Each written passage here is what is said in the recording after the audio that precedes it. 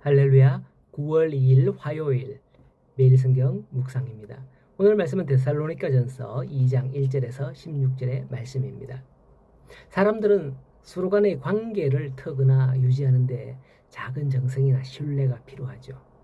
우리 매주 금요일마다 집사님들, 권사님들이 오후 4시에 모여서 전도하는 것으로 아는데 정말 수고가 많습니다. 더운데 제가 압박을 한 것도 아닌데 어쨌든 수고가 많고요. 하늘의 상급이 있기를 축복합니다. 제가 들어보니 전도를 하면서 무슨 말을 해야 될지 이게 전도 물티슈를 하나씩 주면서 무슨 말을 해야 할지 몰라 당황스럽기도 하다 뭐 이런 말이 들려지네요. 그러나 전도할 때 사람의 말로 뭔가 막 이렇게 하려고 하지 말고 전도하다 보면 하나님께서 주시는 마음이 있습니다. 그냥 한마디 예수 믿으세요 라고 주는 그것만으로도 그 사람의 마음에 예수의 이름이 떨어질 때에 나중에 분명히 열매가 맺을 줄 믿고 전해 주시기 바랍니다. 그러면 부끄러움도 사라지고 뭐 자연스럽게 나중에는 예수 믿어야 됩니다. 뭐 이러면서 자연스럽게 복음을 전할 수 있게 되는 것을 봅니다. 그 또 훈련이 필요하거든요. 단번에 되는 건 아니에요. 억지로 하려다 보면 탈이 나요. 작은 물티슈 전도지만은 믿음의 마음으로 하시면 하나님께서 일하실 줄로 믿으시기 바랍니다.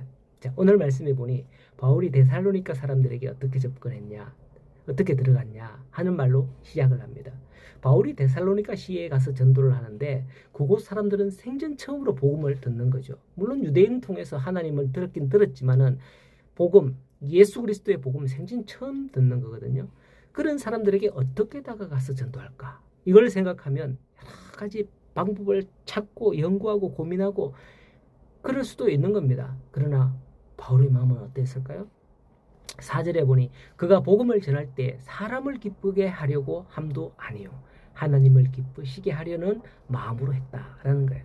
그렇게 3절에 보면 우리의 권면은 간사함이나 부정함에 난 것이 아니요 속임수로 하는 것이 아니다라고 하는 겁니다. 요즘 보면 신천지 전도 활동과는 상당히 거리가 있는 말씀이죠. 신천지는 속임으로 전도하는 게 정통이에요. 어떻게 해서든지 사람 마음을 얻고 난 후에 신천지에 가입시키려고 하는데 바울은 그러하기 위해서 5절에 우리가 아첨의 말이나 탐심의 탈을 쓰지 아니한다 라고 했습니다. 복음은 선포입니다. 예수 믿으시오 하는 선포죠. 사도행전 16장에 보면 주 예수를 믿으라 그리하면 너와 네 집이 구원을 받으리라 했지 예수 믿어보세요 그러면 됩니다. 이런 게 아니거든요. 바울은 어떻게 전도했냐? 6절에 보면 우리는 너희에게나 다른 사람에게 영광을 구하지 않는 그리스도의 사도로서 복음을 전하며 마치 유모가 자기 자녀를 기름같이 했다라고 합니다. 여러분들도 아기 길러보셨잖아요. 아기는 스스로 필요한 것을 채울 수 없습니다. 항시 기저귀도 우유도 공급해 줘야 되죠. 얼마 전 뉴스에 보니까 얼마 되지 않은 아기를 2년 2살 됐다 그런가 홀로 집에 3일간 방치하고 바깥에 놔돌아다녔던 엄마가 붙잡혔다는 그런 뉴스를 본 적이 있습니다. 엄마는 절대 그러면 안 되기 때문에 사회적인 이슈가 되었고 뉴스에 나왔던 거겠죠. 바울은 이처럼 유모가 자기 자녀를 기름같이 했다는 거예요. 그렇게 8절에 심지어 너희를 사모하여 우리 목숨까지 내놓고 너희를 사랑하는 자가 되었다라고 합니다. 설마 그랬겠냐 싶겠지만은 설마가 아니라 진짜입니다. 바울이 데살로니가 전도할 때에 유대인들의 박해가 심했잖아요. 어제 데살로니가 교회의 배경에 대해서 잠깐 말씀을 드렸는데 바울이 데살로니가에서 그러한 박해로 인해 몇 개월 전도하지 못하고 베레아로 피신할 수밖에 없었다고 했잖아요. 데살로니가에 그렇게 오래 전도하지 못했음에도 불구하고 바울의 진실한 전도로 말미암아 데살로니가 사람들은 복음의 문을 활짝 열고 받아들여서 많은 사람들이 예수님을 믿게 되었다는 것이죠. 어떻게 해서 그렇게 되었을까요? 오늘날 우리 교회도 이런 일이 있다면 금세 부흥할 텐데 말이죠. 예? 바울이 몇 달만 데살로니가 전도해도 이렇게 부흥을 했는데 우리 교회도 그렇지 않겠어요? 데살로니가 사람들은 바울이 신실하게 복음을 전하는 것을 보았던 거예요. 9절에 보면 바울은 너희 아무에게도 폐를 끼치지 않고 밤낮으로 내가 일을 하면서 너희에게 하나님을 복음을 전하였노라 라고 합니다. 즉 바울은 당시에 천막을 만드는 기술을 가지고 다니면서 이곳저곳에서 천막을 만들어서 팔면서 생활비를 충당했다라고 그렇게 알려져 있습니다. 이걸 오늘날 선교학에서는 텐트 메이킹 전도다 뭐 이렇게 하기도 하는데요. 손수 일을 해서 생활비를 충당했다는 겁니다.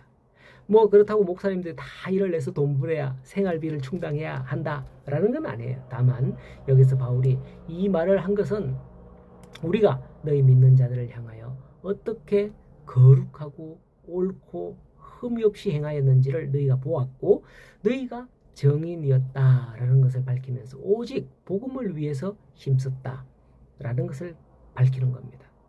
이러한 일들을 다 지켜보았던 데살로니가 교회는 바울이 전하는 복음을 들으면서 바울이 복음을 전해서 우리가 교회로 인도하는 것은 바울이 돈을 요구하는 것이 아니라 우리를 교회로 인도하는 바울이 돈 내라고 헌금 내라고 우리를 교회로 인도하는 것이 아니라 진정으로 우리의 구원의 복음을 위해서 우리를 구원하는 복음을 전하는 것이구나 하는 걸 깨달았다는 거죠.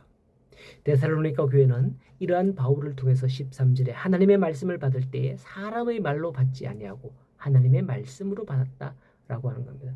성도 여러분, 우리는 어떨까요? 교회 와서 설교는 듣고 은혜가 되네 안 되네 이런 평가를 한 적 없습니까? 오늘 말씀은 좋은데 오늘 말씀은 왜 이렇지? 뭐 이렇게 말이죠. 오늘날 많은 사람들이 자기에게 맞는 교회를 찾아갑니다. 그래서 이 교회에 싹 가보고 등록하기 전에 설교 들어보고 나한테 은혜가 되는지 좋은지 뭐 그걸 먼저 살피죠. 이 교회는 말씀에 은혜가 되네 안 되네 하면서 말이죠. 그래서 설교 잘하는 목사님 모시고자 하는 그런 교회들 교회 목사님 청빙할 때 학력 보고 실력 보고 뭐 이렇게 하잖아요. 선 봅니다. 그러나 가장 중요한 것은 목회자의 인품인 줄 믿으시기 바랍니다. 데살로니가 사람들은 바울의 그 인품을 보고 그가 무슨 말을 하든 사람의 말이 아닌 하나님의 말씀으로 받았다는 거고 그 말씀을 그렇게 받을 때에 믿는 자 가운데서 역사했다고 합니다. 우리 한 목사님 인품 좋으시잖아요. 저도 그래서 이게 계속 나가고 있는데요. 그렇습니다.